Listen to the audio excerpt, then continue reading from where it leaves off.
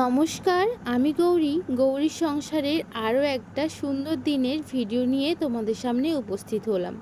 আশা করছি তোমরা যে যেখান থেকেই ভিডিওটা দেখছো অনেক ভালো আছো আর সুস্থ আছো। আমরা অনেক ভালো আছি আর সুস্থ আছি। আজ না এত সুন্দর ছোট ছোট টমেটোগুলো দিয়েই ভিডিওটা শুরু করেছি। কারণটা কি জানো? কারণটা হচ্ছে এই গাছটা আমাদের বাড়িতে আজবাই হয়েছিল। আমরা তো কখনো ভাবিনি এত ফল দেবে। কত টমেটো দিয়েছে দেখো, ওই যে 3টে মতন টমেটো পেকেছে, আরও কিছু টমেটো লাল লাল এসেছে। তাই ভেবেছি ওগুলো পাকুক, তারপরে একসঙ্গে বেশ পাকা টমেটো তুলবো।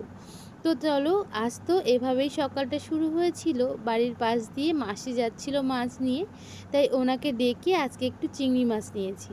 ওই চিংড়ি মাছ দিয়ে লাউ করব। আর এদিকে দেখো, এখন বাজে 7:30। মেয়ে আর বাবা মিলে তো এখনও ঘুমোচ্ছে। আর ওর বাবা না কালকে আমাকে বলে রেখেছিল সকালে একটু ভাত ভাজা খাবে। ওটা নাকি আমি করলে ওর বেশ ভালোই লাগে, তাই ওর বাবার কথাটাই একটুখানি রাখার চেষ্টা করছি। কাল কিছু রাত্রিতে ভাত বেঁচেছিল আর সেগুলো দিয়েই না করব। তো চলো, আগে না বাবুর খাবারটা বানিয়ে নিই। বাবুর ওটস আগেই বানিয়ে নিয়েছি। আর এখন এই যে বাবুর ডিম পোচটা বানাচ্ছি। আজকে আর ডিম সিদ্ধ করে দেইনি, ডিমটা পোচ করেই দিয়েছি। কারণ হচ্ছে আবার ডিম সিদ্ধ করতে গেলে অনেকটাই সময় লাগবে। আর একটা ডিম সিদ্ধ করতে গেলে যা সময় লাগে, 4টে 5টা ডিম সিদ্ধ করতে গেলে কিন্তু সেই সময় লাগে। তাই জন্য বাবুকে বললাম, বাবু তোমাকে আমি ডিমটা পোচ করে দিই, তুমি এটাই খেয়ে নাও।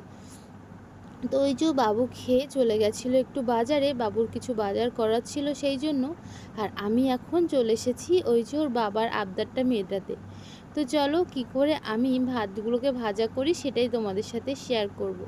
আচ্ছা, তোমরা আমার ভিডিওটা কে কোথা থেকে দেখছো জানিও। আর আমার ভিডিও তোমাদের কেমন লাগে সেটাও জানিও। আর তোমরা যে আমাকে এত এত ভালোবাসা দাও, তাই জন্য কিন্তু আমি আরও একটা ভিডিও করতে পারি। তো চলো, অনেক তো বকবক হয়ে গেল, এবারে রান্নাটা কি করেছি সেটাই বলি। প্রথমে একটু তেল দিয়েছি, তারপরে জিরে ফোড়ন দিয়ে রসুন, আদা আর সঙ্গে একটু পেঁয়াজ, সেগুলোই ভালো করে হালকা ভেজে নিয়ে তাতে দিয়ে দিয়েছি আলু। আর কেটেছিলাম আলু, টমেটো, পেঁয়াজ, আদা আর রসুন। এই ছাড়া কিন্তু আর কোনো রকমেরই সবজি আমি ইউজ করিনি। তোমরা চাইলে ইউজ করতে পারো। তো এই যে এখন আমার সমস্ত রান্নাটা হয়ে গেছিলো ওগুলো, তাই আমি ভাতটা দিয়ে দিয়েছি। আর আগেই তো তোমরা দেখলে আমি ডিমটাকে একটু ভেজে রেখেছি। তাই এখন এই যে ভাতটা দিয়ে আলু, টমেটো, পেঁয়াজ যেগুলোই করেছিলাম সেগুলো ভালো করে ভাজা ভাজা করে সব শেষে ডিম আর সঙ্গে একটুখানি লঙ্কা দিয়ে দিয়েছি, যাতে ওই হালকা হালকা লঙ্কা লাগে। বেশি লঙ্কা হলে আবার খেতে গেলে সমস্যা হয়। তারপরে কিন্তু আমার ভাজাটা কমপ্লিট হয়ে গেছিলো। আর আমি বাড়ি বানানো ঘি দিয়েই এভাবেই একটু ঢেকে রেখে পরিবেশন করেছিলাম। তো সকালের খাবার আমাদের কিন্তু বেশ আজকে ভালোই ভারী খাবার হয়েছে। তাই একটু বেলা হয়ে যাবে রান্না করতে। যেহেতু চিংড়ি মাছ কাটতে তো একটু সময় লাগবেই। আর মা আবার যাবে কাজে, তাই মা আগে আগে মাম্মামকে উঠে খাওয়াচ্ছে। আর এই যে মায়ের কিন্তু এখন স্নান হয়েই গিয়েছে সকাল সকাল। আর মাম্মাম উঠে ওর খাবারটাও খাচ্ছিল। ও কিন্তু খাওয়ার সময় একদম দুষ্টুমি করে না, খুব গুড গার্ল। দেখো, বসে বসে বেশ খেয়েই নেয়। আর তারপরে না মায়ের সময় হয়ে গেছিলো, তাই আমারও বেশ কিছু কাজ বাকি ছিল, সেগুলো করেছিলাম। আর মা আর আমি মিলে এই যে পুরো সবজি রান্না যা যা লাগবে, যেগুলো আজকে করব, সেগুলোই কেটে নিয়েছি। আর মাম্মামেরও যেটা রান্না করব সেটাও কেটে নিয়েছি। তাহলে চলো, আগে মাছগুলোকে ভালো করে হলুদ লবণ দিয়ে মাখিয়ে ভাজা করি। তারপরে না অন্য রান্নাগুলো করব। মাছ ভাজা বা ভাজাভুজিগুলো আগে হয়ে গেলে না অনেকটাই রিল্যাক্স হয়। তাই জন্য তাড়াতাড়ি করে মাছগুলোকে আগে হলুদ লবণ মাখিয়ে মাম্মামকে চলে গেছিলাম স্নান করাতে।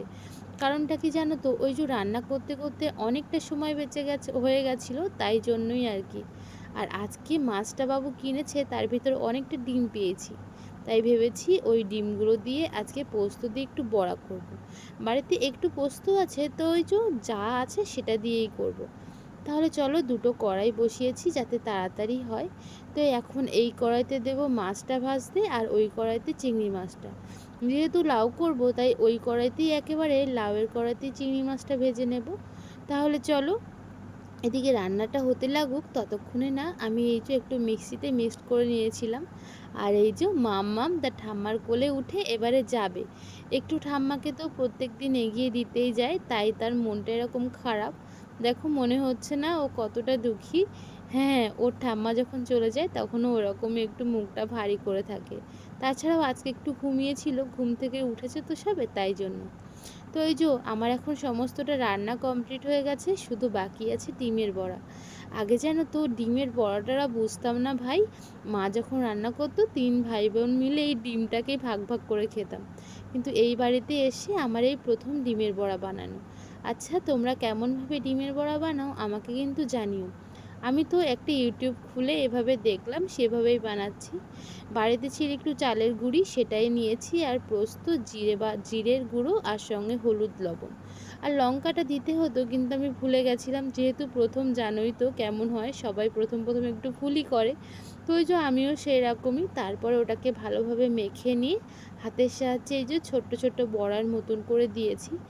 আচ্ছা এতটা কেন নরম হলো বুঝতে পারিনি যে ব্যাটারটা করেছিলাম। তো ঠিক আছে, এই যে বড়া তো হয়ে গেছিলো, আর আমি যেহেতু লঙ্কা দিতে ভুলে গেছি বললাম, তাই পরে আরও একটু লঙ্কা দিয়ে ভালোভাবে ভেজেছিলাম। এতে কিন্তু বেশ লঙ্কা লঙ্কা লেগেছিল। তো এই যে সব রান্নাবান্না কমপ্লিট হয়ে যাওয়ার পরে আমরা বসেছিলাম খেতে। আর মাম্মাম না আজকে দুপুরের খাবারটা একটু ঢিলে দিয়েছিল, তাই ওর বাবা বলল আমাদের সাথেই বসাও, দেখিও খায় কিনা। এই যে আমাদের যা যা রান্না হয়েছে তোমাদেরকে দেখালাম। একটা মাছের ঝোল করেছি, লাউ চিংড়ি আর বড়া ভাজা।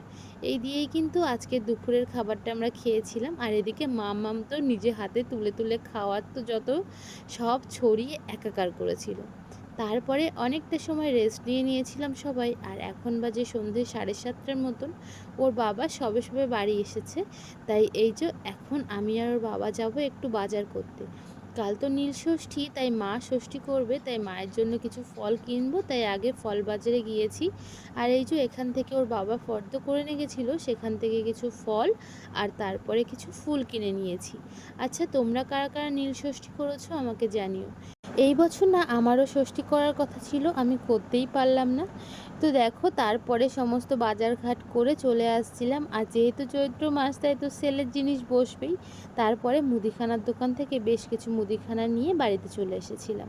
তো চলো আজ ভিডিওটা এই পর্যন্তই, দেখা হচ্ছে অন্য একটা ভিডিওতে। ততক্ষণ পর্যন্ত তোমরা সবাই ভালো থেকো, সুস্থ থেকো, নিজেদের খেয়াল রেখো।